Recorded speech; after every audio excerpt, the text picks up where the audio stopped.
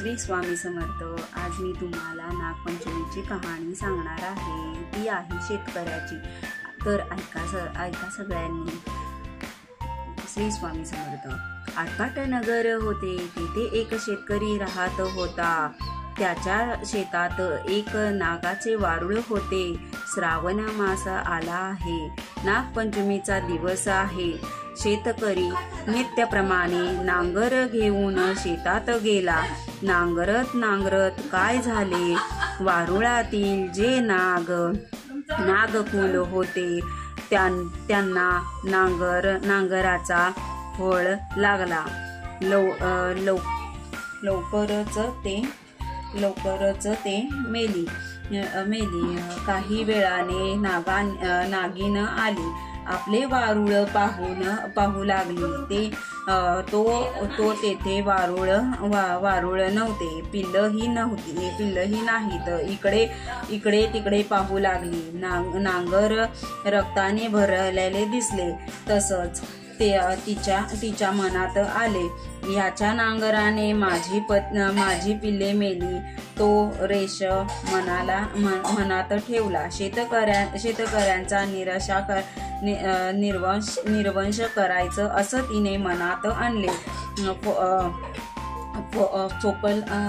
चोपल्यातच शेतकऱ्यांचे घरी गेली। मुलं बाळांना लोकसुनांना आणि शेतकऱ्याला व त्यांच्या बायकांना दंश केला। त्याचबरोबर सर्वजण मरून पडले।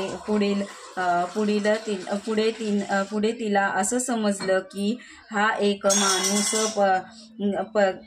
परगावी आहे। तिला दंश करावयाचा म्हणून निघाली। ज्या गावात मुलगी दिली होती त्या ठिकाणी आली। तो त्या घरी बाईनं पाटावर नागनागिन नागकुल काढली आहेत। त्याची पूजा केली आहे। दुधाचा नैवेद्य दाखविला आहे। नागांना लाह्या दुर्वा वगैरे वाहल्या आहेत। मोठ्या आनंदाने पूजा करून प्रार्थना करीत आहे। ही नागिन तेथे पोचली। पूजा पाहून संतुष्ट झाली। दूध पिऊन समाधान पावले। चंदनानं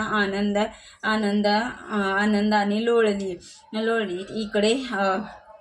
इकडे हिची प्रार्थना आपले डोळे मिटून चालली होती। इकडे नागिन उभा राहिली। तिला म्हणू लागली, बाई तू कोण आहेस? तुझे आई बाप कोठे आहेत? इकडे इतकं म्हटल्यावर तिने डोळे उघडले। तो पाहता प्रत्यक्ष नागिन दृष्टीस पडली। बाई बिचारी भिवू लागली। नागिन म्हणाली, भिवू नको, घाबरू नको, विचारलेल्या प्रश्नांचे उत्तर दे। तिने आपल्या सर्व हकीकत सांगितली। ती ऐकून नागिनीला वाईट वाटले। ती मनात म्हणाली, ही आपल्याला इतके भक्तीने पूजित आहे, आपले व्रत पाळले आहे, आणि आपण हिच्या माई बापाचा निर्वंश करण्याचे मनात आणले आहे। हे चांगले नाही। असं म्हणून नागनागिन तिला तिच्या बापांची हकीकत सांगितली। ती ऐकल्यावर वाईट वाटले। तिने आई बाप जिवंत होण्याचा उपाय विचारला। नागिनीने तिला अमृत दिले। ते घेऊन